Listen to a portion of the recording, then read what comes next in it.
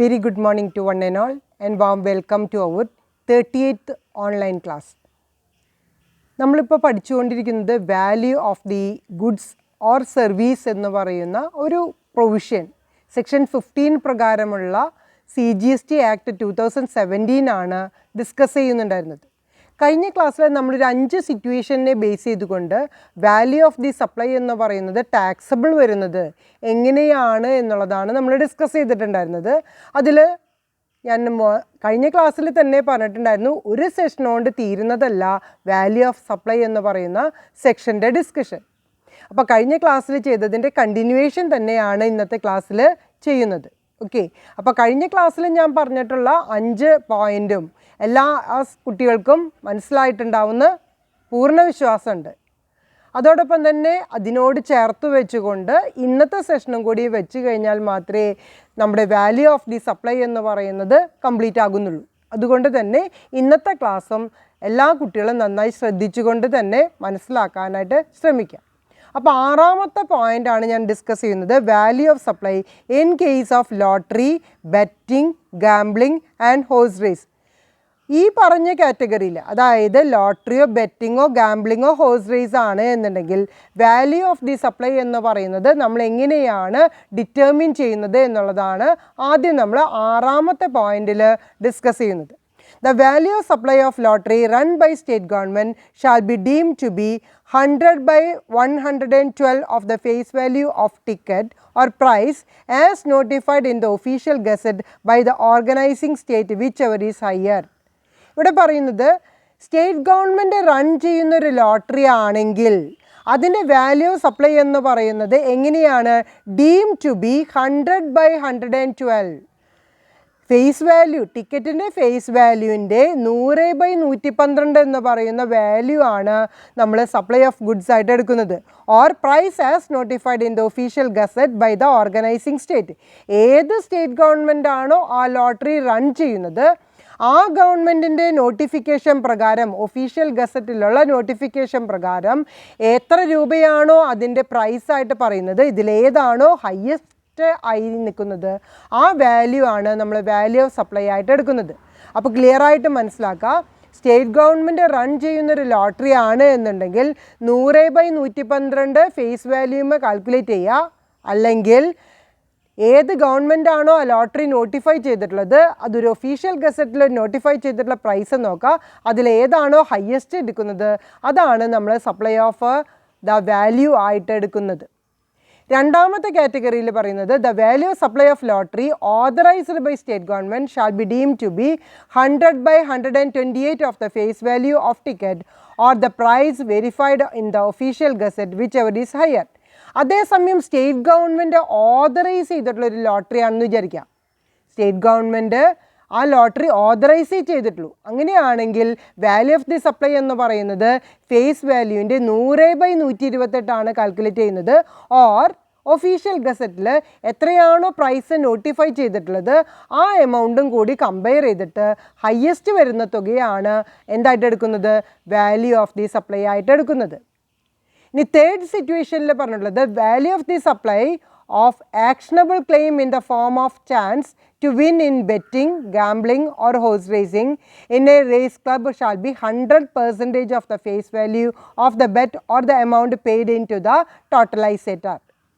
Next condition പറയുന്നത് value of the supply എന്ന് പറയുന്നത് ഒരു ആക്ഷനബിൾ ക്ലെയിം ആണ്. അതൊരു ബെറ്റിങ്ങോ അല്ലെങ്കിൽ ഗാംബ്ലിങ്ങോ ഹോഴ്സ് റേസിങ്ങിൽ വിൻ ചെയ്തിട്ടുള്ളതാണ് എന്നുണ്ടെങ്കിൽ 100% ഓഫ് ദ ഫേസ് വാല്യൂ ആണ് നമ്മൾ എടുക്കുന്നത്. എന്തിൻ്റെ 100%? ബെറ്റ് ചെയ്തിട്ടുള്ള എമൗണ്ടിൻ്റെ 100% അല്ലെങ്കിൽ the amount paid in to the totalisator. എത്ര രൂപയാണ് ടോട്ടലൈസേറ്റർക്ക് കൊടുക്കുന്നത് ആ എമൗണ്ടാണ് നമ്മൾ എടുക്കുന്നത്. ഇതിലേതാണോ ഹയ്യസ്റ്റ് എമൗണ്ട് അതായിരിക്കും നമ്മൾ എടുക്കുന്നുണ്ടാവുക. ഇവിടെ ഒരു സ്പെഷ്യൽ നോട്ട് ഉണ്ട്. Lottery run by the state government means a lottery not allowed to be sold in any state other than the organising state. നമ്മൾ നേരത്തെ ഫസ്റ്റ് ക്ലോസിൽ പറഞ്ഞിട്ടുണ്ടായിരുന്നു lottery run by the state government. അപ്പോൾ lottery run by the state government ആണെന്ന് പറഞ്ഞാൽ എന്താണ് mean ചെയ്യുന്നത്? Lottery not allowed to be sold in any state. മറ്റുള്ള സ്റ്റേറ്റിൽ ഈ ലോട്ടറി വിൽക്കാനായിട്ട് പറ്റില്ല. ഏത് സ്റ്റേറ്റ് ആണോ ഓർഗനൈസ് ചെയ്തിട്ടുള്ളത് ആ സ്റ്റേറ്റിൽ മാത്രം വിൽക്കുന്ന ലോട്ടറിനെയാണ് നമ്മൾ എന്ത് പറയുന്നത്? Lottery run by state government എന്ന് പറയുന്നത്. അതേസമയം lottery authorised by state government എന്ന് പറഞ്ഞാൽ എന്താണ് മീൻ ചെയ്യുന്നത്? A lottery which is authorised to be sold in the states other than the organising state. Organising സ്റ്റേറ്റിന് അല്ലാതെ പുറത്തും എന്ത് ചെയ്യാനായിട്ട് സാധിക്കും? ആ ലോട്ടറി വിൽക്കാനായിട്ട് സാധിക്കും. മറ്റുള്ള സ്റ്റേറ്റുകളിലും ഓർഗനൈസ് ചെയ്ത സ്റ്റേറ്റിന് പുറമെ മറ്റുള്ള സ്റ്റേറ്റിലും ലോട്ടറി വിൽക്കാനായിട്ട് സാധിക്കുമെന്നുണ്ടെങ്കിൽ ആ ലോട്ടറിനെയാണ് നമ്മൾ എന്തായിട്ട് പറയുന്നത്? Lottery authorised by the state government. അപ്പോൾ ഈ പറയുന്ന 6th clause value of the supply എന്ന് പറയുന്നത് ലോട്ടറി, ബെറ്റിംഗ്, ഗാംബ്ലിംഗ് അല്ലെങ്കിൽ ഹോഴ്സ് റേസ് എന്ന് പറയുന്നത് വാല്യൂ ഓഫ് ദി സപ്ലൈ എന്ന് പറയുന്നത് എങ്ങനെയാണ് നമ്മൾ ഡിറ്റർമിൻ ചെയ്യുന്നത്? ആദ്യത്തെ കേസിൽ പറയുന്നത് lottery run by the state government ആണെങ്കിൽ 100/112 ഓഫ് ദ ഫേസ് വാല്യൂ അല്ലെങ്കിൽ ഒഫീഷ്യൽ ഗസറ്റിൽ എത്രയാണോ നോട്ടിഫൈ ചെയ്തിട്ടുള്ളത് ആ എമൗണ്ട് ആണ് എടുക്കുന്നത്. രണ്ടാമത്തെ കേസിൽ lottery run by the state government അല്ല, lottery authorised by the state government ആണ് എന്നുണ്ടെങ്കിൽ 100/128 ഫേസ് വാല്യൂ എടുക്കുക, അല്ലെങ്കിൽ അത് ഒഫീഷ്യൽ ഗസറ്റിൽ എത്ര പ്രൈസാണ് നോട്ടിഫൈ ചെയ്തിട്ടുള്ളത് അതിലേതാണോ ഹയസ്റ്റ് അതാണ് എടുക്കുന്നത്. തേർഡ് കേസിൽ ഒരു ആക്ഷണബിൾ ക്ലെയിം ആണ് എന്നുണ്ടെങ്കിൽ എത്ര രൂപയാണോ അതിൻ്റെ ഫേസ് വാല്യൂ എന്ന് പറയുന്നത്, ബെറ്റിംഗ് ആയിരിക്കാം, ഗാംബ്ലിംഗ് ആയിരിക്കാം, അല്ലെങ്കിൽ ഹോഴ്സ് റേസ് ആയിരിക്കാം, അതിൻ്റെ 100% നമ്മൾ വാല്യൂ ആയിട്ട് എടുക്കുന്നത്. അല്ലെങ്കിൽ ടോട്ടലൈസേറ്റർക്ക് എത്ര രൂപയാണോ കൊടുക്കുന്നത് ആ എമൗണ്ട് ആയിരിക്കും വാല്യൂ ഓഫ് ദി സപ്ലൈ ആയിട്ട് എടുക്കുന്നത്. ക്ലിയർ ആയില്ലേ? ഇനി 7th ക്ലോസ് നോക്കാം. Value in respect of certain supplies. Special ആയിട്ടുള്ള സപ്ലൈസ് വരികയാണെങ്കിൽ അതിൻ്റെ വാല്യൂ എന്ന് പറയുന്നത് നമ്മൾ എങ്ങനെയാണ് എടുക്കുന്നത്? Value of supply of service in relation to the purchase or sale of foreign currency including money changing shall be determine as follows. ഇനി നമ്മൾ സപ്ലൈ ചെയ്യുന്ന വാല്യൂ ഡിറ്റർമിൻ ചെയ്യുന്നത് ഒരു ഫോറിൻ കറൻസിയിലാണ് പർച്ചേസ് ആൻഡ് സെയിൽ എന്ന് പറയുന്നത് നടന്നിട്ടുള്ളത് എന്നുണ്ടെങ്കിൽ, സപ്ലൈ ഓഫ് സർവീസ് എന്ന് പറയുന്നത് അതിൻ്റെ കൺസിഡറേഷൻ ലഭിച്ചിട്ടുള്ളത് ഫോറിൻ കറൻസിയിലാണ്, പർച്ചേസോ സെയിലോ ആണെങ്കിലും അത് ഫോറിൻ കറൻസിയിലാണെങ്കിൽ including money changing shall be determine as follows. Money changing ആണെങ്കിൽ അതിൻ്റെ വാല്യൂ ഓഫ് സപ്ലൈ എന്ന് പറയുന്നത് എങ്ങനെയാണ് ഡിറ്റർമിൻ ചെയ്യുന്നത്? Where one of the currencies exchanged is Indian currency, the value shall be the difference in buying or selling rate as the case may be, and Reserve Bank of India reference rate for that currency at that time multiplied by the total units of the currency. അത് determine ചെയ്യാനായിട്ട് നമ്മളുടെ currency exchange ചെയ്തത് എങ്ങനെയായിരിക്കണം? One of the currencies exchange is Indian currency. ആ exchange എന്ന കറൻസിയിൽ ഏതെങ്കിലും ഒന്ന് Indian currency ആണെങ്കിൽ അതിൻ്റെ വാല്യൂ എങ്ങനെയാണ് എടുക്കുന്നത്? Difference between buying or selling rate, purchase ചെയ്യുകയാണെങ്കിലും സെയിൽ ചെയ്യുകയാണെങ്കിലും അതിൻ്റെ റേറ്റുകൾ തമ്മിലുള്ള വ്യത്യാസം as the case may be. അല്ലെങ്കിൽ റിസർവ് ബാങ്ക് ഓഫ് ഇന്ത്യ എത്രയാണ് currency at the time of that particular transaction എത്രയാണോ ഡിറ്റർമിൻ ചെയ്യുന്നത് അത് multiplied by the total units of the currency. എത്ര രൂപയ്ക്കാണ് അത് നമ്മൾ ട്രാൻസ്ഫർ ചെയ്യുന്നത് അത് മൾട്ടിപ്ലൈ ചെയ്തുകൊണ്ടാണ് വാല്യൂ ഓഫ് ദ സപ്ലൈ എന്ന് പറയുന്നത് ഡിറ്റർമിൻ ചെയ്യുന്നത്. In case the RBI reference rate is not available, the value shall be 1% of the gross amount of Indian rupees provided by the person changing the money. ഇനി reserve Bank of ഇന്ത്യയുടെ rate എന്ന് പറയുന്നത് available അല്ലാത്തൊരു situation ആണെങ്കിൽ value എങ്ങനെയാണ് determine ചെയ്യുന്നത്? The value shall be 1% of the gross amount. Indian റുപ്പീസിൻ്റെ gross എമൗണ്ടിൻ്റെ 1% ആണ് നമ്മൾ പ്രൊവൈഡ് ചെയ്തിട്ട് സപ്ലൈ ഓഫ് സർവീസ് എന്ന് പറയുന്നതിൽ നമ്മൾ ഡിറ്റർമിൻ ചെയ്യുന്നത്. അപ്പോൾ ഫസ്റ്റ് ക്ലോസ് എല്ലാവർക്കും മനസ്സിലായിട്ടുണ്ടാവും എന്ന് വിചാരിക്കുന്നു. നമ്മളുടെ പർച്ചേസ് ഓർ സെയിൽ എന്ന് പറയുന്നത് ഫോറിൻ കറൻസി ആണ് അതിൽ റിലേറ്റഡ് ആയിട്ടുള്ളത് എന്നുണ്ടെങ്കിൽ, ഇൻക്ലൂഡിങ് മണി ചേഞ്ചിങ് ആണ് എന്നുണ്ടെങ്കിൽ സപ്ലൈ ഓഫ് സർവീസ് എന്ന് പറയുന്നത് എങ്ങനെയാണ് ഡിറ്റർമിൻ ചെയ്യുന്നത്? അതിൽ ഒരു കറൻസി ഇന്ത്യൻ കറൻസി ആണെങ്കിൽ ബൈയിങ് ആയിക്കോട്ടെ സെല്ലിംഗ് ആയിക്കോട്ടെ അതിൻ്റെ റേറ്റ് എടുക്കുക. അതുപോലെ തന്നെ റിസർവ് ബാങ്ക് ഓഫ് ഇന്ത്യയുടെ റെഫറൻസ് റേറ്റും കൂടി എടുത്തിട്ട് ഏത് സമയത്താണോ ട്രാൻസാക്ഷൻ നടക്കുന്നത് ആ സമയത്തെ റിസർവ് ബാങ്കിൻ്റെ റേറ്റാണ് നമ്മൾ എടുക്കുന്നത്. It is multiplied by the total units of currency. എത്ര കറൻസി നമ്മൾ എടുക്കുന്നത് അത് വെച്ചിട്ട് നമ്മൾ മൾട്ടിപ്ലൈ ചെയ്തുകൊണ്ട് നമ്മൾ കാൽക്കുലേറ്റ് ചെയ്യുക. റിസർവ് ബാങ്കിൻ്റെ റേറ്റ് കിട്ടാത്ത പക്ഷം നമ്മൾ എന്തായിട്ടാണ് എടുക്കുന്നത്? ഇന്ത്യൻ റുപ്പിയുടെ ഗ്രോസ് എമൗണ്ട് കാൽക്കുലേറ്റ് ചെയ്തിട്ട് അതിൻ്റെ 1% ആണ് നമ്മൾ അതിൻ്റെ വാല്യൂ ഓഫ് ദി സപ്ലൈ ആയിട്ട് നമ്മൾ എടുക്കുന്നത്. ക്ലിയർ ആയില്ലേ? ഇനി രണ്ടാമത്തെ പോയിന്റ് നോക്കാം. Option is given to the supplier to determine the value of supply of foreign currency including money changing in the following manner. അങ്ങനെയാണെങ്കിൽ നമ്മൾ എങ്ങനെയാണ് കണക്കാക്കുന്നത്? 1% of the gross amount of currency exchanged for an amount up to 1 lakh rupees subject to a minimum amount of ₹250. നമ്മുടെ gross amount currency exchange ചെയ്തിട്ടുള്ള amount എന്ന് പറയുന്നത് 1% നമ്മൾ കണക്കാക്കുമ്പോൾ for an amount up to ₹1 lakh 1 lakh rupees വരെയാണ് എന്നുണ്ടെങ്കിൽ subject minimum amount of ₹250. Minimum amount എത്രയാണ്? 250 ആണ്. ഇനി 1000 and 0.5% of the gross amount of currency exchanged for an amount exceeding 1 lakh rupees and up to 10 lakh rupees 1 ലക്ഷം തുടങ്ങി 10 ലക്ഷം രൂപ വരെയാണ് എന്നുണ്ടെങ്കിൽ നമ്മൾ എങ്ങനെയാണ് കണക്കാക്കുന്നത്? 1000 രൂപയും പിന്നെ 0.5% ഓഫ് ദ ഗ്രോസ് എമൗണ്ട് കറൻസിയുടെ എത്ര രൂപയ്ക്കാണോ എക്സ്ചേഞ്ച് ചെയ്തത് അതിൻ്റെ 0.5% നോക്കിയിട്ട് ആ എമൗണ്ട് ആണ് 1 ലക്ഷം തുടങ്ങി 10 ലക്ഷം വരെ നമ്മൾ എടുക്കുന്നത്. ഇനി നെക്സ്റ്റ് കേസിൽ 5500 and 1/10% of the gross amount of the currency exchange four an amount exceeding 10 lakhs subject A maximum amount of 60,000. Maximum amount നമുക്ക് എടുക്കാവുന്നത് എത്രയാണ്? 60,000 രൂപയാണ്. അപ്പോൾ 10 ലക്ഷത്തിനേക്കാൾ മേലെയാണെങ്കിൽ 5500 രൂപയും ഗ്രോസ് എമൗണ്ടിൻ്റെ 1/10% നമ്മൾ എടുക്കുന്നത്. അപ്പോൾ 3 കാറ്റഗറി ആയിട്ടാണ് രണ്ടാമത്തെ ക്ലോസിൽ value of the certain supplies നമ്മൾ പറയുന്നത്. അതായത് ഓപ്ഷൻ എന്ന് പറയുന്നത് it is given to the supplier ആണ് ഒരു ഓപ്ഷൻ കൊടുക്കുന്നത് എന്നുണ്ടെങ്കിൽ, അതായത് വാല്യൂ ഓഫ് ദി സപ്ലൈ എന്ന് പറയുന്നത് ഫോറിൻ കറൻസി റിലേറ്റഡ് ആണ്, അതുപോലെ തന്നെ അതിൽ മണി ചേഞ്ചിങ് ഇൻക്ലൂഡഡ് ആണ് എന്നുണ്ടെങ്കിൽ നമ്മൾ വാല്യൂ കൺസിഡർ ചെയ്യാനായിട്ട് 3 കാറ്റഗറി 1 ലക്ഷം വരെ, 1 ലക്ഷം തുടങ്ങി 10 ലക്ഷം വരെ, 10 ലക്ഷത്തിൻ്റെ എബവ്. അപ്പോൾ ആദ്യത്തെ കാറ്റഗറി എന്ന് പറയുന്നത് ബിലോ 1 lakh ആണ്. ബിലോ 1 lakh ആണെങ്കിൽ മിനിമം 250 രൂപ വരും. അതിൽ നമ്മൾ എടുക്കുന്നത് ഗ്രോസ് എമൗണ്ട് എത്രയാണോ പൈസ നമ്മൾ എക്സ്ചേഞ്ച് ചെയ്തിട്ടുള്ളത് അതിൻ്റെ ഗ്രോസ് എമൗണ്ട് കാൽക്കുലേറ്റ് ചെയ്തിട്ട് 1% നോക്കുക. മിനിമം എമൗണ്ട് വരുന്നത് എത്രയാണ്? 250 രൂപയാണ്. ഓക്കെ. ഇനി സെക്കൻഡ് കേസിൽ പറയുന്നത് 1 ലക്ഷം തുടങ്ങി 10 ലക്ഷം വരെയാണ് എന്നുണ്ടെങ്കിൽ അതിൻ്റെ എമൗണ്ട് നോക്കുന്നത് 1000 രൂപയും അതോടൊപ്പം തന്നെ 0.5% of the gross amount currency exchange ചെയ്യുന്നതിൻ്റെ ഗ്രോസ് എമൗണ്ടിൻ്റെ 0.5% കൂടി നമ്മൾ എടുക്കുന്നുണ്ട്. ഇനി എബൌട്ട് 10 lakh ആണെങ്കിൽ 5500 രൂപയും നമ്മൾ ഗ്രോസ് എമൗണ്ടിൻ്റെ 1/10% കൂടി നമ്മൾ ഇൻക്ലൂഡ് ചെയ്തുകൊണ്ട് മാക്സിമം എമൗണ്ട് എത്ര രൂപ വരും? 60,000 രൂപ വരെയാണ് നമ്മൾ എടുക്കുന്നത്. ഇനി തേർഡ് കാറ്റഗറിയിൽ വരുന്നത് the value of the supply of service in relation to booking of tickets for travel by air provided by an air travel agent shall be deemed to be 5% of the basic fare in the case of domestic booking and 10% in the case of internal booking. ഇനി service എന്ന് പറയുന്നത് ഒരു air ticket book ചെയ്യുന്നതാണ്. അങ്ങനെയാണെങ്കിൽ value of the supply of service എന്ന് പറയുന്നത് നമ്മൾ എങ്ങനെയാണ് വാല്യൂ ചെയ്യുന്നത്? It is related to the booking of tickets for the travel by air provided the air travel agent. Air travel agent provide ചെയ്യുന്ന ഒരു value of supply ആണ് എന്നുണ്ടെങ്കിൽ അതിൻ്റെ വാല്യൂ ഡിറ്റർമിൻ ചെയ്യാനായിട്ട് ഡൊമസ്റ്റിക് ബുക്കിംഗ് ആണെങ്കിൽ 5% ഫെയർ വാല്യൂവിൻ്റെ എത്ര രൂപയാണോ ടിക്കറ്റിൻ്റെ fair കൊടുത്തിട്ടുള്ളത് അതിൻ്റെ 5%. ഇനി ഇൻ്റർനാഷണൽ ബുക്കിംഗ് ആണ് എന്നുണ്ടെങ്കിൽ 10% നമ്മൾ എന്തായിട്ട് എടുക്കുന്നത്? വാല്യൂ ഓഫ് ദി സപ്ലൈ ആയിട്ട് എടുക്കുന്നത്.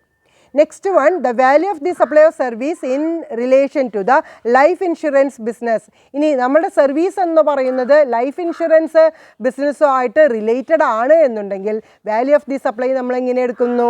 The gross premium charged from the policy holder reduced by the amount allocated for investment or savings on behalf of the policy holder if such an amount is intimated by the policy holder at the time of supply of service. Supply of സർവീസിൻ്റെ സമയത്ത് policy ഹോൾഡർക്ക് എത്ര എമൗണ്ടാണോ intimate ചെയ്തിട്ടുള്ളത് ആ amount വെച്ചുകൊണ്ടാണ് നമ്മൾ കണക്കാക്കുന്നത്. If such an amount is intimated by the policy holder, ആ amount policy ഹോൾഡറിനെ ഇൻറ്റിമേറ്റ് ചെയ്തിട്ടുണ്ടെങ്കിൽ സപ്ലൈ ഓഫ് സർവീസ് എന്ന് പറയുന്നത് എന്തിനെ ബേസ് ചെയ്തിട്ടാണ്? At the time of the supply of service. Supply of service ചെയ്യുന്ന സമയത്ത് ആ ടൈം പ്രൊവൈഡ് ചെയ്തിട്ടുണ്ടെങ്കിൽ നമ്മൾ എങ്ങനെയാണ് വാല്യൂ ഓഫ് ദി സപ്ലൈ എന്ന് പറയുന്നത് നമ്മൾ കാൽക്കുലേറ്റ് ചെയ്യുന്നത്? What is the gross premium charged from the policy holder? Policy ഹോൾഡറുടെ കയ്യിൽ നിന്ന് എത്രയാണ് ഗ്രോസ് പ്രീമിയം ചാർജ് ചെയ്തിട്ടുള്ളത് for the allotment or allocated for the investment. ഇൻവെസ്റ്റ്മെൻറ്റിൻ്റെ കാറ്റഗറിയിൽ പോളിസി ഹോൾഡറുടെ കയ്യിൽ നിന്ന് എത്ര രൂപയാണ് പ്രീമിയം ആയിട്ട് വാങ്ങിയിട്ടുള്ളത്, or savings on behalf of the policy holder, അതും അല്ലെങ്കിൽ എത്ര രൂപയാണ് പോളിസി ഹോൾഡർ സേവിങ്സ്. ഇതിനെ ബേസ് ചെയ്തുകൊണ്ടാണ് നമ്മൾ സപ്ലൈ ഓഫ് ദ വാല്യൂ നമ്മൾ കൺസിഡർ ചെയ്യുന്നത്. In case of the single premium annuity policies, 10% of the single premium. ഇനി സിംഗിൾ പ്രീമിയം ഉള്ളോ ഈ പോളിസി എടുത്തിട്ടത് പ്രീമിയം സിംഗിൾ പ്രീമിയം ആണെങ്കിൽ 10% ഓഫ് ദ സിംഗിൾ പ്രീമിയം ആണ് വാല്യൂ ഓഫ് ദി സപ്ലൈ ആയിട്ട് എടുക്കുന്നത്. In all other cases, 25% of the premium of the first year, 12.5% in the subsequent years. ഇനി നേരത്തെ പറഞ്ഞ രണ്ട് കാറ്റഗറിയിൽ പെടാത്തൊരു ഇൻഷുറൻസ് ആണ് എടുത്തിട്ടുള്ളത് എന്നുണ്ടെങ്കിൽ പ്രീമിയത്തിൻ്റെ 25% ഫസ്റ്റ് ഇയറിലും പിന്നീട് വരുന്ന വർഷങ്ങളിൽ 12.5% നമ്മൾ എന്തായിട്ട് എടുക്കുന്നത്, വാല്യൂ ഓഫ് ദി സപ്ലൈ ആയിട്ട് എടുക്കുന്നത്. അപ്പോൾ ഇവിടെ പറഞ്ഞിട്ടുള്ള കാറ്റഗറി എന്ന് പറയുന്നത് നാലാമത്തെ കാറ്റഗറി സപ്ലൈ ഓഫ് സർവീസ് എന്ന് പറയുന്നത് എന്തിനോട് റിലേറ്റഡ് ആണ്, ഒരു ഇൻഷുറൻസ് പ്രീമിയത്തിനോട് റിലേറ്റഡ് ആണ് എന്നുണ്ടെങ്കിൽ നമ്മൾ എടുക്കുന്ന വാല്യൂ 3 സിറ്റുവേഷനായിട്ടാണ് നമ്മൾ എടുക്കുന്നത്. ഫസ്റ്റ് സിറ്റുവേഷനിൽ നമ്മുടെ ഗ്രോസ് പ്രീമിയം എത്ര രൂപയാണ് പോളിസി ഹോൾഡറിൽ നിന്ന് ചാർജ് ചെയ്തിട്ടുള്ളത്, it is reduced by the amount allocated for investment or savings on behalf of the policy holder. എത്ര രൂപയായിട്ടാണ് റെഡ്യൂസ് ചെയ്യുന്നത്, എത്ര രൂപയാണ് പോളിസി ഹോൾഡറിൻ്റെ കയ്യിൽ നിന്ന് ഗ്രോസ് പ്രീമിയമായിട്ട് വാങ്ങിച്ചിട്ടുള്ളത്, അതിൽ എത്ര രൂപ ഇൻവെസ്റ്റ്മെൻ്റ് ഉണ്ട്, അല്ലെങ്കിൽ എത്ര രൂപയാണ് അദ്ദേഹത്തിൻ്റെ സേവിങ്സ് എന്ന് പറയുന്നത്, ആ എമൗണ്ടിലേക്കാണ് റെഡ്യൂസ് ചെയ്യുന്നത്. എങ്ങനെയാണെങ്കിൽ if such an amount is intimated by the policy holder, policy ഹോൾഡറിന് ഈ ഇൻവെസ്റ്റ്മെൻ്റ് എന്ന് പറയുന്നതും അതുപോലെ തന്നെ സേവിങ്സ് എന്ന് പറയുന്നതും സപ്ലൈ ഓഫ് സർവീസ് ചെയ്യുന്ന സമയത്ത് ഇൻറ്റിമേറ്റ് ചെയ്തിട്ടുണ്ടെങ്കിൽ വാല്യൂ ഓഫ് ദി സപ്ലൈ എന്ന് പറയുന്നത് ഈ ഒരു ബേസിസിലാണ് നമ്മൾ എടുക്കുന്നത്. ഇനി ആനുവിറ്റി പ്രീമിയമാണ് കൊടുത്തിട്ടുള്ളത് എന്നുണ്ടെങ്കിൽ സിംഗിൾ പ്രീമിയത്തിൻ്റെ 10% ആണ് നമ്മൾ എടുക്കുന്നത്.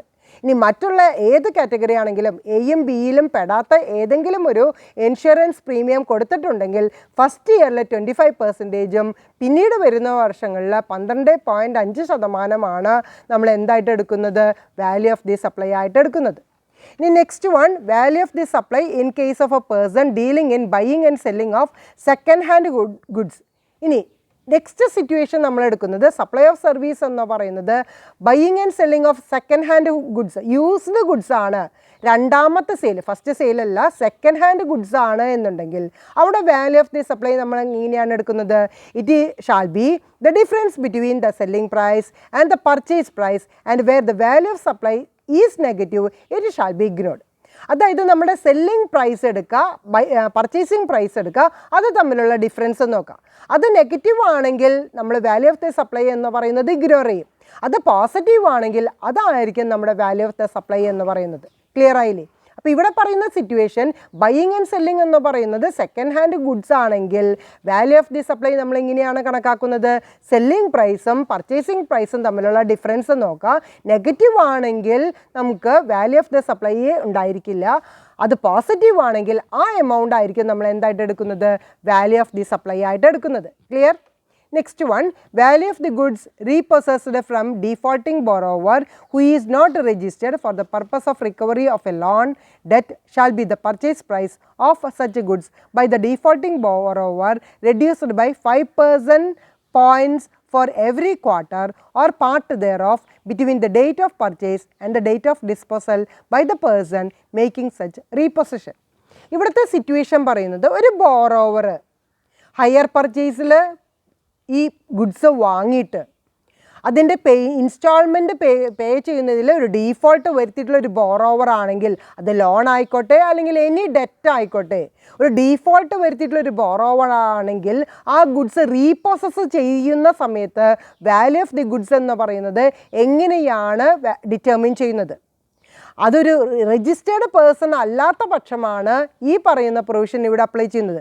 Four the purpose of the recovery of a loan or debt shall be the purchase price of such goods. ആ ഗുഡ്സിൻ്റെ പർച്ചേസ് പ്രൈസ് എത്രയാണ്, അതായത് ഡീഫോൾട്ടിംഗ് ബോറോവർ ആ ഗുഡ്സ് പർച്ചേസ് ചെയ്യുന്ന സമയത്ത് എത്ര രൂപയ്ക്കാണ് എഗ്രിമെൻറ്റ് വന്നിട്ടുള്ളത്, it is reduced by 5% points for every quarter. ഓരോ ക്വാർട്ടറിനും 5% വെച്ചുകൊണ്ടാണ് കുറയ്ക്കുന്നത്. ഓർ പാർട്ട് ദെയർ ഓഫ്, അല്ലെങ്കിൽ അത് ക്വാർട്ടർ അല്ലെങ്കിൽ ഏതാണ് അതിൻ്റെ ഒരു ഇൻസ്റ്റാൾമെൻറ്റ് ബേസിസ് എന്ന് പറയുന്നത്, ആ ഒരു ബേസിസിലാണ് എന്ത് ചെയ്യുന്നത്, അതിൻ്റെ വാല്യൂ എന്ന് പറയുന്നത് റെഡ്യൂസ് ചെയ്യുന്നത്. between the date of purchase and the date of disposal by the person making such a repossession. ആരാണോ റീപോസസ് ചെയ്യുന്നത് ആ പൊസസ് ചെയ്യുന്ന ആളുടെ ഡേറ്റ് ഓഫ് ഡിസ്പോസലും അതുപോലെ തന്നെ ഡേറ്റ് ഓഫ് പർച്ചേസിനെ ബേസ് ചെയ്തുകൊണ്ടാണ് ഈ എവറി ക്വാർട്ടർ എന്ന് പറയുന്നതും പാർട്ട് ദെയർ ഓഫ് എന്ന് പറയുന്നതും നമ്മൾ ഡിറ്റർമിൻ ചെയ്യുന്നത്. അപ്പോൾ ഞാൻ ഒന്നും കൂടിയും പറയാം, വാല്യൂ ഓഫ് ദി ഗുഡ്സ് എന്ന് പറയുന്നത് ഒരു ഡീഫോൾട്ടിങ് പേഴ്സൻ്റെ കയ്യിൽ നിന്ന്, അതൊരു രജിസ്റ്റേർഡ് പേഴ്സൺ അല്ല എന്നുണ്ടെങ്കിൽ ലോണിൻ്റെ കേസ് ആയിക്കോട്ടെ അല്ലെങ്കിൽ എനി ഡെറ്റിൻ്റെ കേസ് ആയിക്കോട്ടെ, ഒരു ഡീഫോൾട്ടിങ് ബോറോവറുടെ കയ്യിൽ നിന്ന് ഏതെങ്കിലും ഒരു ഗുഡ്സ് റീപ്രോസസ് ചെയ്തിട്ടുണ്ടെങ്കിൽ സപ്ലൈ ഓഫ് ദ വാല്യൂ നമ്മൾ ഡിറ്റർമിൻ ചെയ്യുന്നത് എങ്ങനെയാണ്, അതിൽ ഡീഫോൾട്ടിങ് ബോറോവറുടെ പ്രൈസ് എന്ന് പറയുന്നത് പർച്ചേസ് പ്രൈസിൽ നിന്ന് റെഡ്യൂസ് ചെയ്യുന്നത് ഓരോ ക്വാർട്ടറിനും 5% അല്ലെങ്കിൽ അതിൻ്റെ പാർട്ട് എന്താണോ അവർ എഗ്രി ചെയ്തിട്ടുള്ളത് അതിനെ ബേസ് ചെയ്തുകൊണ്ട്, അതിൻ്റെ ഡേറ്റ് എന്ന് പറയുന്നത് ഡേറ്റ് ഓഫ് പർച്ചേസും ഡേറ്റ് ഓഫ് ഡിസ്പോസൽ എന്ന് പറയുന്നതിനെ റിലേറ്റ് ചെയ്തുകൊണ്ടാണ് ഈ ക്വാർട്ടർ അല്ലെങ്കിൽ പാർട്ട് എന്ന് പറയുന്നത് 5% വെച്ചിട്ട് എന്ത് ചെയ്യുന്നത്, റെഡ്യൂസ് ചെയ്യുന്നത്. Clear? Next one, the value of a token or a voucher or a coupon or a stamp other than postage stamp whichever is redeemable against a supply of goods or service or both shall be the equal to the money value of the goods or service or both redeemable against such token, voucher, coupon or stamp. ഇനി value എന്ന് പറയുന്നത് supply ചെയ്യുമ്പോൾ എങ്ങനെയാണെങ്കിൽ the value of a token, ഒരു token അല്ലെങ്കിൽ voucher അല്ലെങ്കിൽ ഒരു coupon, ഒരു സ്റ്റാമ്പ്, അതിൻ്റെ വാല്യൂ എന്ന് പറയുന്നത് നമ്മൾ ഡിറ്റർമിൻ ചെയ്യുന്നത് എങ്ങനെയാണ്, അതായത് പോസ്റ്റേജ് സ്റ്റാമ്പ് അല്ലാത്ത മറ്റുള്ള സ്റ്റാമ്പുകൾ, which ever is redeemable against the supply of goods or service, അത് റിഡീം ചെയ്യുന്നത് എപ്പോഴാണ്, ഈ വൗച്ചർ ആയിക്കോട്ടെ അല്ലെങ്കിൽ കൂപ്പൺ ആയിക്കോട്ടെ, സ്റ്റാമ്പ് എന്ന് പറയുന്നത് ആ സപ്ലൈ ഓഫ് ഗുഡ്സ് അല്ലെങ്കിൽ സർവീസ് എന്ന് പറയുന്നത് പ്രൊവൈഡ് ചെയ്യുമ്പോഴാണ് റിഡീം ചെയ്യുന്നത്. അങ്ങനത്തെ ഒരു കേസിൽ എങ്ങനെയാണ് വാല്യൂ ഓഫ് ദി സപ്ലൈ എന്ന് പറയുന്നത് വാല്യൂ ചെയ്യുന്നത്, it is equal to the money value of the goods or service or both redeemable. ആ ടോക്കൺ അല്ലെങ്കിൽ വൗച്ചറിന് അല്ലെങ്കിൽ കൂപ്പണ് അല്ലെങ്കിൽ സ്റ്റാമ്പിന് ഏത് വാല്യൂ, എത്ര വാല്യൂ ഉള്ള ഗുഡ്സ് അല്ലെങ്കിൽ സർവീസ് ആണോ പ്രൊവൈഡ് ചെയ്യുന്നത് അല്ലെങ്കിൽ റെഡീമബിളിന് ഉപയോഗിക്കുന്ന ഗുഡ്സ് അല്ലെങ്കിൽ സർവീസ് എന്ന് പറയുന്നതിൻ്റെ വാല്യൂ എത്രയാണ്, ആ വാല്യൂ ആണ് നമ്മൾ എന്തായിട്ട് ഡിറ്റർമിൻ ചെയ്യുന്നത്, വാല്യൂ ഓഫ് ദി സപ്ലൈ ആയിട്ട് ഡിറ്റർമിൻ ചെയ്യുന്നത്. അപ്പം ഞാൻ ഒന്നും കൂടിയും പറയാം, നമ്മൾ സപ്ലൈ ചെയ്യുന്ന ഗുഡ്സ് ഓർ സർവീസ് എന്ന് പറയുന്നത് ഒരു വൗച്ചർ, കൂപ്പൺ, ടോക്കൺ, സ്റ്റാമ്പ് ഇതിനെ ബേസ് ചെയ്തുകൊണ്ടാണ് എന്നുണ്ടെങ്കിൽ അത് റെഡീം ചെയ്യുന്ന സമയത്ത് എന്ത് ഗുഡ്സ് ആണോ അല്ലെങ്കിൽ എന്ത് സർവീസ് ആണോ റെഡീമബിൾ ആയിട്ട് കൊടുക്കുന്നത് അതിൻ്റെ വാല്യൂ ഡിറ്റർമിൻ ചെയ്യുന്നത് ആ ഗുഡ്സ് അല്ലെങ്കിൽ സർവീസ് എന്ന് പറയുന്നത് റെഡീം ചെയ്യുന്ന സമയത്ത് കിട്ടുന്നത് അതിൻ്റെ മണി വാല്യൂ എത്രയാണ്, ആ വാല്യൂ ആണ് നമ്മൾ value of the supply of goods or service ആയിട്ട് നമ്മൾ എടുക്കുന്നത്. Clear? Next one, the value of taxable services provided by such a class of service providers as may be notified by the government on the recommendation of the council where input tax credit is available shall be deemed to be nil. Last കാറ്റഗറിയിൽ പറയുന്നത് value of the taxable service ആണ്. ആ taxable service provide ചെയ്യുന്നത് എങ്ങനെയുള്ളവരാണ്, special കാറ്റഗറിയിലുള്ള പ്രൊവൈഡേഴ്സാണ്. അത് government notify ചെയ്തിട്ടുള്ള പ്രൊവൈഡേഴ്സാണ്. അതുപോലെ തന്നെ CGSTയുടെ council, GST കൗൺസിലിൻ്റെ ഒരു റെക്കമെൻഡേഷനും കൂടി ഉള്ളതാവണം. അതോടൊപ്പം തന്നെ ഇൻപുട്ട് ടാക്സ് ക്രെഡിറ്റ് എന്ന് പറയുന്നത് അവൈലബിൾ ആണ് എങ്കിൽ അതിൻ്റെ വാല്യൂ ഓഫ് ദ സപ്ലൈ എന്ന് പറയുന്നത് എത്രയായിരിക്കും, നില്ലായിരിക്കും. അപ്പോൾ ഞാൻ വീണ്ടും പറയാം, ടാക്സബിൾ സർവീസ് ആയിരിക്കണം, അത് പ്രൊവൈഡ് ചെയ്തിട്ടുള്ളത് സ്പെഷ്യൽ ക്ലാസ് ഓഫ് പ്രൊവൈഡേഴ്സ് ആയിരിക്കണം, ആ പ്രൊവൈഡേഴ്സിനെ ഗവൺമെൻറ് നോട്ടിഫൈ ചെയ്തിട്ടുണ്ടായിരിക്കണം. അതോടൊപ്പം തന്നെ ആ GSTയുടെ കൗൺസിൽ റെക്കമെൻഡ് ചെയ്തിട്ടുള്ള ഒരു പ്രൊവൈഡേഴ്സ് ആയിരിക്കണം. ഇൻപുട്ട് ടാക്സ് ക്രെഡിറ്റ് എന്ന് പറയുന്നത് അവൈലബിൾ ആകുന്നവരായിരിക്കണം. അങ്ങനെയാണെങ്കിൽ വാല്യൂ ഓഫ് ദി സപ്ലൈ എന്ന് പറയുന്നത് എങ്ങനെയായിരിക്കും, നില്ലായിരിക്കും. അപ്പോൾ സ്പെഷ്യലായിട്ടുള്ള 8 കാറ്റഗറിയാണ് ഇവിടെ 7th പോയിന്റിൽ ഞാൻ ഡിസ്കസ് ചെയ്തത്. ഓരോ ഡിഫറെൻറ്റ് കാറ്റഗറിയിലേക്കും ഓരോ വാല്യൂ ഓഫ് ദി സപ്ലൈ എന്ന് പറയുന്നത് ഡിറ്റർമിൻ ചെയ്യുന്നത് ഓരോ ഡിഫറെൻറ്റ് നേച്ചറായിട്ടാണ്. ഓക്കെ, ക്ലിയർ അല്ലേ? ഇനി നെക്സ്റ്റിലേക്ക് പോവാം. Value of the supply of service in case of pure agent. ഒരു പ്യുവർ ഏജൻ്റ് ആണ് എന്നുണ്ടെങ്കിൽ value of the supply of service എന്ന് പറയുന്നത് എങ്ങനെയാണ് നമ്മൾ ഡിറ്റർമിൻ ചെയ്യുന്നത്.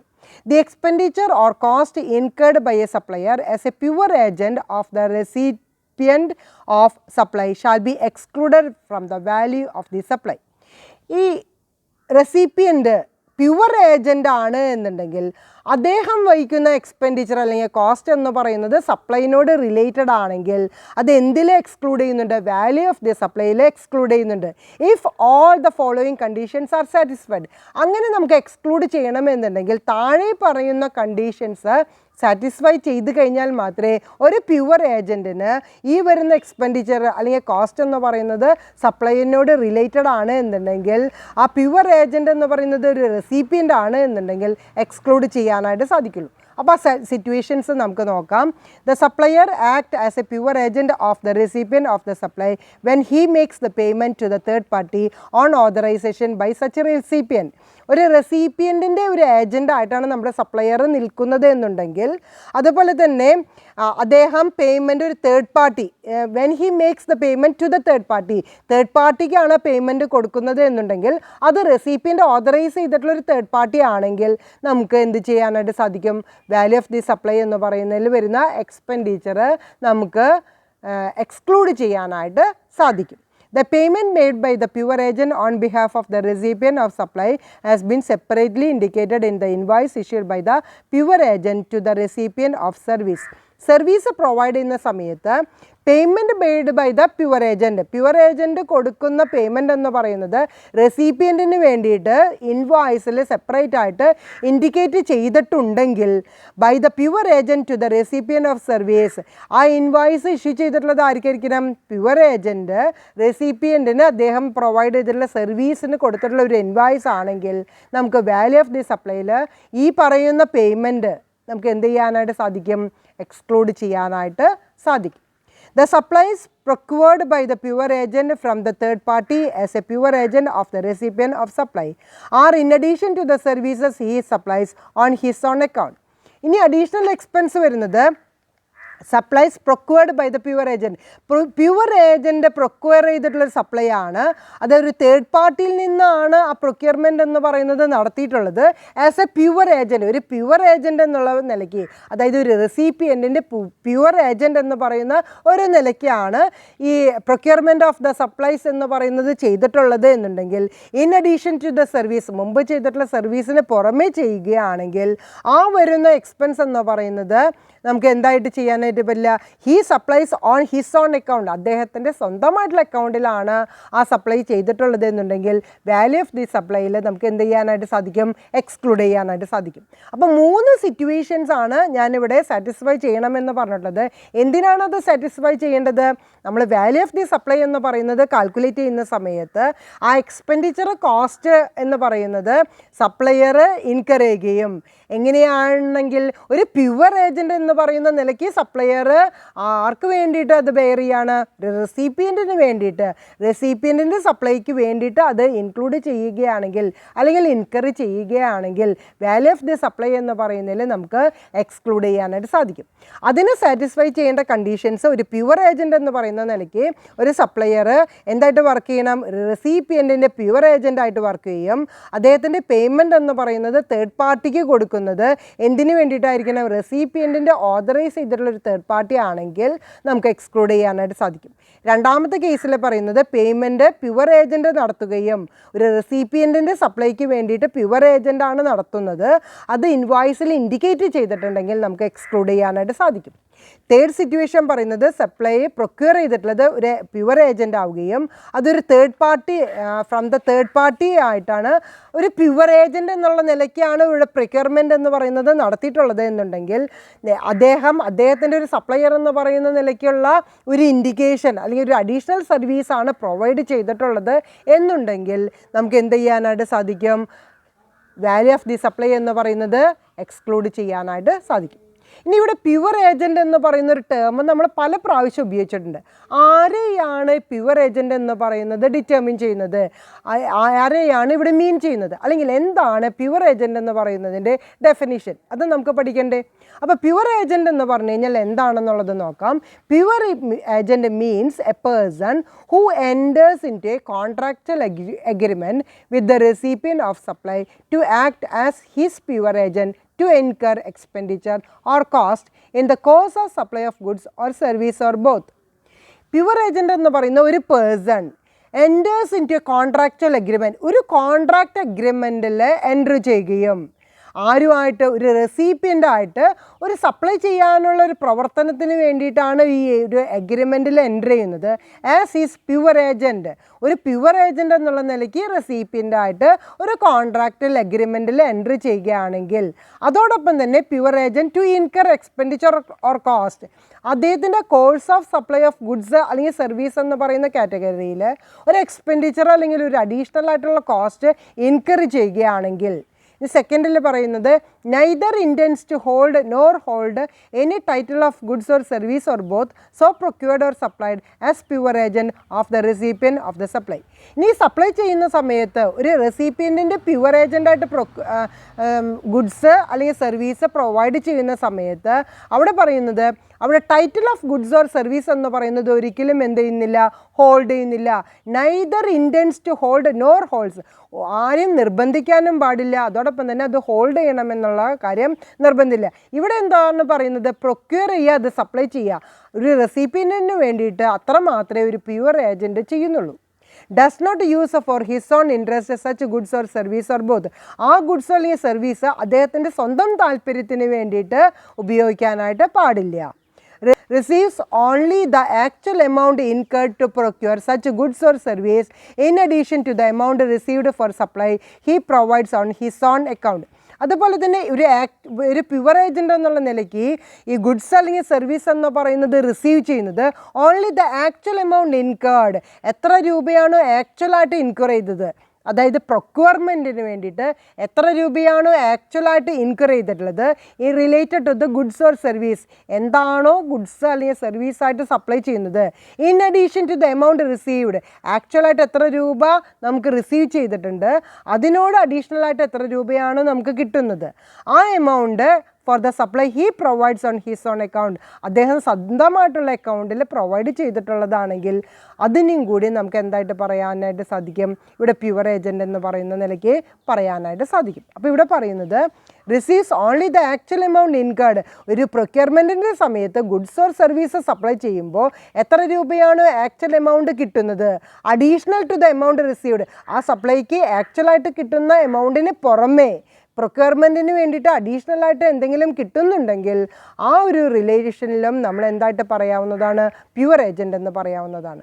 അപ്പോൾ ഇത്രയും കണ്ടീഷൻസിൽ ഒരു ഏജൻ്റായിട്ട് വർക്ക് ചെയ്യുകയും ഒരു കോൺട്രാക്റ്റിൽ അഗ്രിമെൻ്റ് പ്രകാരം ജോയിൻ ചെയ്യുകയും എൻ്റർ ചെയ്യുകയും ചെയ്യുമ്പോഴാണ് അദ്ദേഹത്തെ എന്തായിട്ട് പറയുന്നത്, ഒരു പ്യുവർ ഏജൻറ്റ് എന്ന് പറയുന്നത്. അപ്പോൾ ഈ ഡെഫിനേഷനും എല്ലാ സ്റ്റുഡൻസും ക്ലിയർ ആയിട്ട് തന്നെ പഠിക്കാനായിട്ട് ശ്രമിക്കണം. Corporate services firm X is engaged to handle the legal work pertaining to incorporation of company Y. Other than its service fees, X also recovers from Y registration fees and approval fee for the name of the company paid to the registrar of companies. The fees charged by the registrar for the registration and approval of the name are compulsorily levied on Y. X is merely acting as a pure agent in the payment of those fees. Therefore, recovery of X of such expenses is a disbursement and not part of the value of the supply by X to Y. അപ്പോൾ നേരത്തെ പറഞ്ഞ provision ഒന്നും കൂടി detail ആയിട്ട് മനസ്സിലാവാൻ വേണ്ടിയിട്ടാണ് ഈ example. അപ്പോൾ ഈ എക്സാമ്പിൾ എന്താണ് പറഞ്ഞിട്ടുള്ളത്, corporate service firm X is engaged to handle the legal work. Legal work ചെയ്യുന്ന ഒരു കോർപ്പറേറ്റ് സർവീസ് ഫേമാണ് എക്സ് എൻഗേജ് ചെയ്തിട്ടുള്ളത്.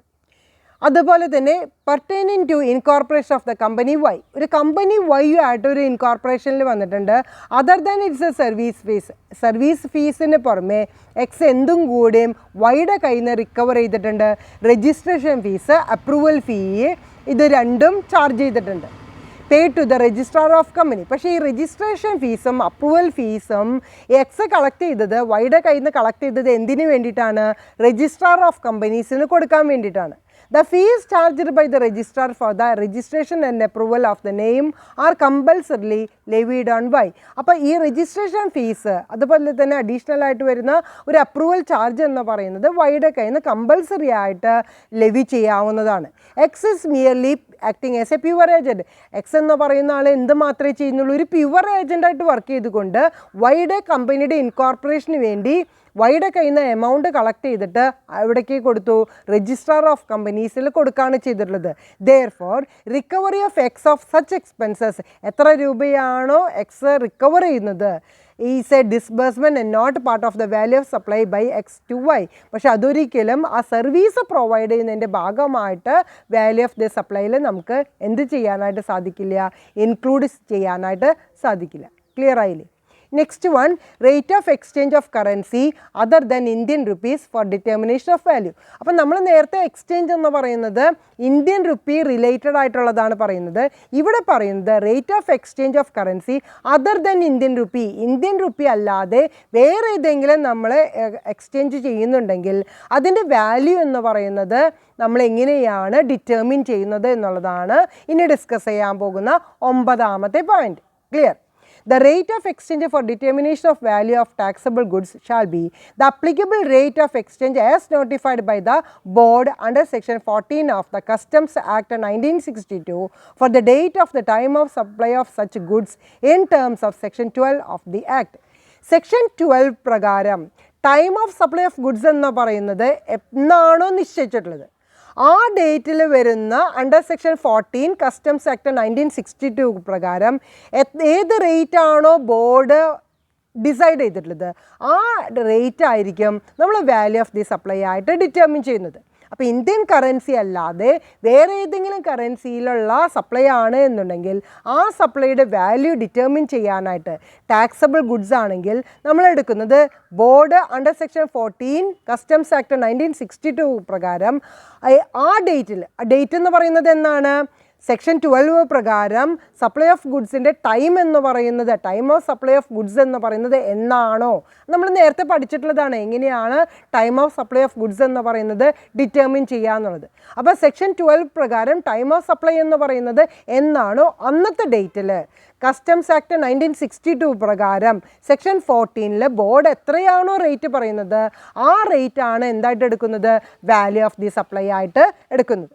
Next one, the rate of exchange for determination of value of taxable service shall be the applicable rate exchange determined as per the generally accepted accounting principles for the date of the time of supply of such service in terms of section 13 of the Act.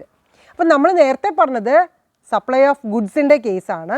ഇവിടെ പറയുന്നത് Indian currency അല്ലാതെ വേറെ ഏതെങ്കിലും currency supply of സർവീസിനോട് related ആയിട്ട് കിട്ടുകയാണെങ്കിൽ എങ്ങനെയാണ് value of the supply എന്ന് പറയുന്നത് ഡിറ്റർമിൻ ചെയ്യുന്നത്? ഇവിടെ വരുന്നത് generally accepted accounting principle GAAP, gap എന്ന് പറയും. ആ പ്രിൻസിപ്പിൾ പ്രകാരം എത്രയാണോ റേറ്റ് ഡിറ്റർമിൻ ചെയ്യുന്നത് ആ റേറ്റ് ആയിരിക്കും നമ്മൾ എടുക്കുന്നത്. അതായത് സെക്ഷൻ 13 പ്രകാരം time of supply of service എന്ന് പറയുന്നത് ഡിറ്റർമിൻ ചെയ്തിട്ട് ആ ഡേറ്റിൽ ആ ടൈം ഓഫ് സപ്ലൈ ഓഫ് സർവീസിൽ എന്താണോ റേറ്റ് ഗ്യാപ്പ് പ്രകാരമുള്ളത് ജനറലി ആക്സെപ്റ്റഡ് അക്കൗണ്ടിങ് പ്രിൻസിപ്പിൾ പ്രകാരം ഏത് റേറ്റ് ആണോ അപ്ലിക്കബിൾ ആകുന്നത് ആ റേറ്റ് പ്രകാരമുള്ള ഒരു വാല്യൂ എടുത്തുകൊണ്ടാണ് value of the supply of service എന്ന് പറയുന്നത് ഡിറ്റർമിൻ ചെയ്യുന്നത്. അപ്പോൾ 9th point, rate of exchange of currency other than Indian rupee എന്ന് പറയുന്നതിൽ വാല്യൂ ഓഫ് ദി സപ്ലൈ എന്ന് പറയുന്നത് ഗുഡ്സിൻ്റെ കേസിലും അതുപോലെ തന്നെ സർവീസിൻ്റെ കേസിൽ സെപ്പറേറ്റ് ആയിട്ടാണ് ഞാൻ ഡിസ്കസ് ചെയ്തത്. ഗുഡ്സ് ആണ് എന്നുണ്ടെങ്കിൽ നമ്മൾ എടുക്കുന്നത് കസ്റ്റംസ് ആക്ട് 1962 സെക്ഷൻ 14 പ്രകാരം ബോർഡിൻ്റെ റേറ്റ് ആണ് നമ്മൾ എടുക്കുന്നത്.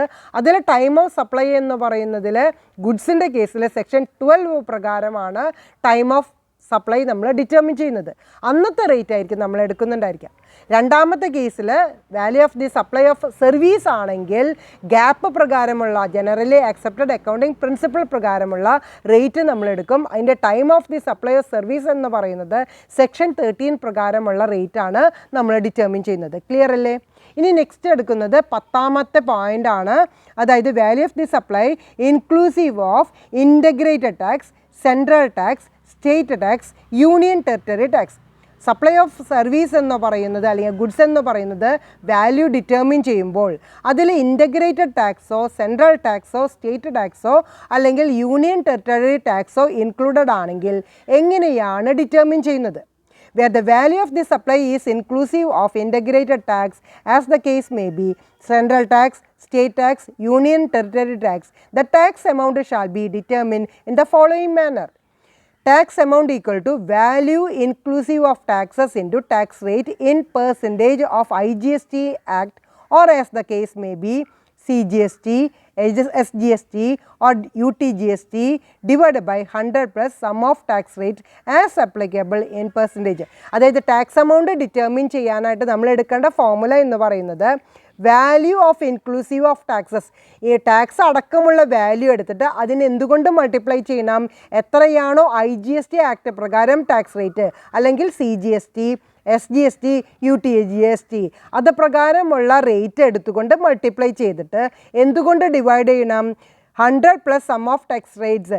എത്ര രൂപയാണോ ടാക്സ് റേറ്റ് അപ്ലിക്കബിൾ ആകുന്നത്, 10% ആണെങ്കിൽ 100 പ്ലസ് 10 110 എടുക്കും, 12% ആണെങ്കിൽ 100 പ്ലസ് 12 112 എടുക്കും, 25% ആണെങ്കിൽ 100 പ്ലസ് 25 അപ്പോൾ 125 എടുക്കും. ക്ലിയർ ആയില്ലേ? അത് വെച്ചുകൊണ്ടാണ് നമ്മൾ എന്ത് ചെയ്യുന്നത്, വാല്യൂ ഡിറ്റർമിൻ ചെയ്യുന്നത്. ഇന്നത്തെ തിയറി നിങ്ങൾ എല്ലാവരും പഠിച്ചു വരണം. ഈ തിയറികളെല്ലാം പഠിച്ചു വന്നു കഴിഞ്ഞാൽ മാത്രമേ നമുക്ക് ഇതിലുള്ള പ്രോബ്ലംസ് ചെയ്യാനായിട്ട് സാധിക്കുള്ളൂ.